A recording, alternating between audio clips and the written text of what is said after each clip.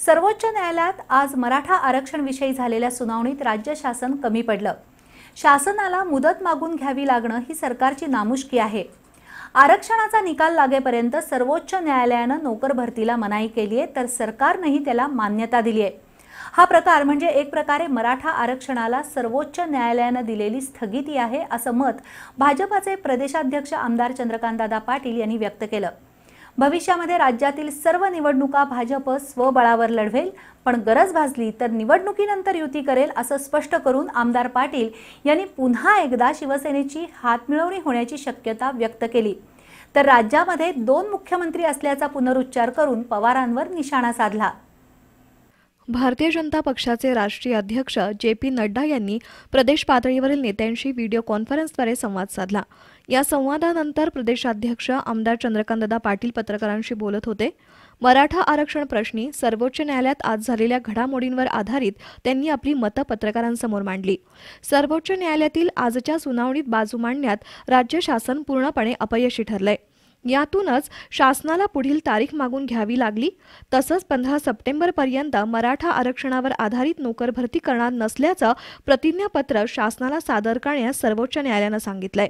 हे म्हणजे एक प्रकारे मराठा आरक्षणाला न्यायालयानं दिलेली अप्रत्यक्ष स्थगितीच आहे, असं आमदार चंद्रकांतदादा पाटील यांनी नमूद केलं। यात सरकारने पूर्वतयारी आम्ही खूप केली आहे म्हणत काहीही पूर्वतयारी केली नाही हे सिद्ध झालं। कारण सरकारचे वकील मुकुल रोहतगीने असं म्हटलं की आम्हाला सरकारकडून पुरेशी माहिती अजून मिळालेली नाही, म्हणून आम्हाला तारीख वाढवून द्या। ही तारीख वाढवून देताना न्यायाधीशाने असं म्हटलं की मग तोपर्यंत तुम्हाला आरक्षणावर आधारित भरती करता येणार नाही। It's a indirect stay. आणि त्यावर महाराष्ट्र शासन म्हणाले की हो आम्ही तसंही कुठलीच भरती कोरोनाच्या काळात करणार नाही। याचा अर्थ न्यायालय असं म्हणत आहे की माझा फायनल निर्णय होईपर्यंत तुम्ही एक तर एकूण भरती करू नका, आणि एकूण भरती करणार असाल तर त्यातलं मराठा समाजातल्या आरक्षणावर भरती करू नका, असं इनडायरेक्टली हा नोकऱ्यांवरचं, मला मान्य आहे की शिक्षणाच्या बाबतीमध्ये न्यायालयाने काही म्हटलं नाही, पण नोकऱ्यांच्या बाबतीमध्ये इनडायरेक्टली हा न्यायालयाने दिलेला स्टेज आहे। मराठा आरक्षणावर सर्वोच्च न्यायालयाकडून स्थगिती मिळाली तर आणखी 15-20 वर्ष न्यायालयीन लढाईत जातील। न्यायालयाच्या निकालाकडे राज्यातील संपूर्ण मराठा समाजाचं लक्ष लागून राहिलंय। मराठा युवकांची तर झोपच उडाली आहे, असंही आमदार चंद्रकांतदादा पाटील यांनी स्पष्ट केलं। राज्यातील यापुढील सर्व निवडणुका भारतीय जनता पक्ष एकला चलो रे या न्यायानं लढणार आहे, पण आवश्यकता भासल्यास सरकार स्थापनेसाठी शिवसेनेची मदत घेतली जाईल। निवडणुका एकत्र नसतील पण सरकार एकत्र असेल, अशा शब्दात आमदार पाटील यांनी भविष्यातील युतीचे संकेत दिले।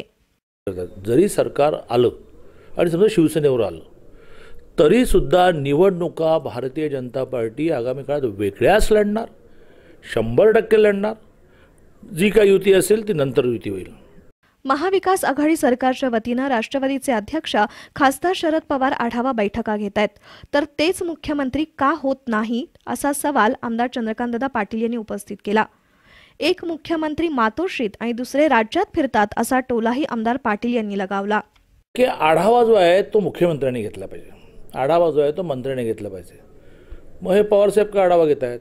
मग बहुधा माझी फिरण्याची अडचण आहे, त्यामुळे मी जरा राहतो मातोश्रीमध्ये, तर फील्डवर जाऊन आढावा घेण्याचं काम तुम्ही करा, असं डिस्ट्रीब्युशन ऑफ वर्क झालं आहे। तर मग मला असं वाटतं की पवारसाहेबांनी महाराष्ट्राचे मुख्यमंत्रीच व्हावं, त्यांचा अनुभव मोठा आहे। मी माननीय शरदचंद्र पवार साहेबांबद्दल म्हटलं की ते 80व्या वर्षीसुद्धा फिरता आहेत, चांगलं आहे, अभिनंदनीय आहे, पण 80व्या वर्षी फिरता येतं हे त्यांनी उद्धवजींना सांगावं।